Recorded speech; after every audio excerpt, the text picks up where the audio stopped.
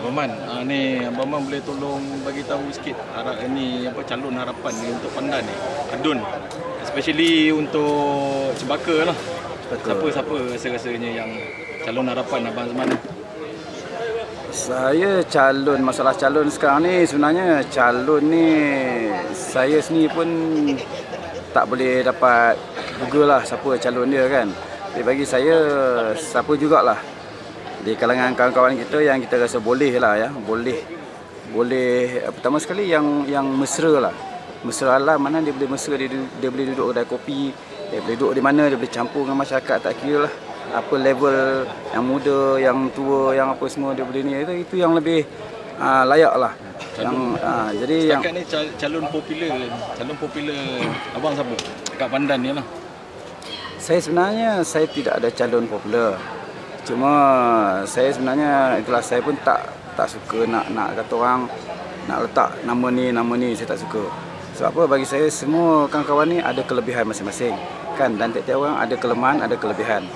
Jadi bagi saya yang penting sekarang ni, orang tu dia mesra alam, mana dia boleh bercampur dengan semua level dan dia boleh buat kerja dengan ikhlas. Yang penting nawaitu dia tu ke arah untuk bangsa, agama, negara dan juga untuk politik lah, untuk politik negara kita lah. Dalam untuk Adun Cempaka ni, siapa rasa-rasa Abang Man nampak lah yang boleh mengikut apa yang Abang Man cakap tadi ni? Bagi saya senang je, yang calon tu kalau boleh lah, biarlah dia ni boleh dengar nasihat. Dia dengar nasihat orang yang muda, yang tua, yang dewasa kan. Jadi maknanya dia guna pakailah pandangan-pandangan kita. Itu yang penting lah. Bagi saya memang dalam politik ni saya bergiat aktif, saya support dari belakang.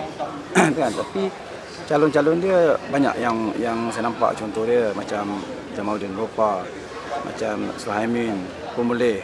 Kan, yang calon muda misalnya yang baru macam Ustaz Kamal pun boleh juga kita ketengahkan.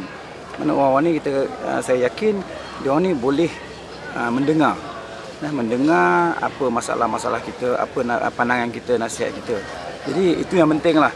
Kita tak nak calon ni yang mana yang ego, yang langsung tak mau dengar kita punya pandangan, tak mau campur dengan orang bawahan ni. Sebab apa sekarang ni ahli-ahli UMNO khasnya dan juga rakyat, dia nak pasal orang wakil rakyat atau pemimpin yang mesra alam, yang boleh turun padang, turun ke gerai-gerai, turun ke mana-mana, pasar-pasar, jumpa dengan dia orang. Itu yang penting.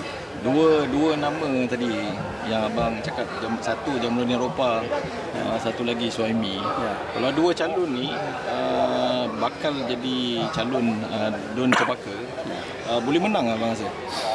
Saya rasa insya-Allah. Sebab apa, saya yakin dua nama ni, saya yakin setakat hari ni pun saya pun selalu juga bercampur dengan dia orang.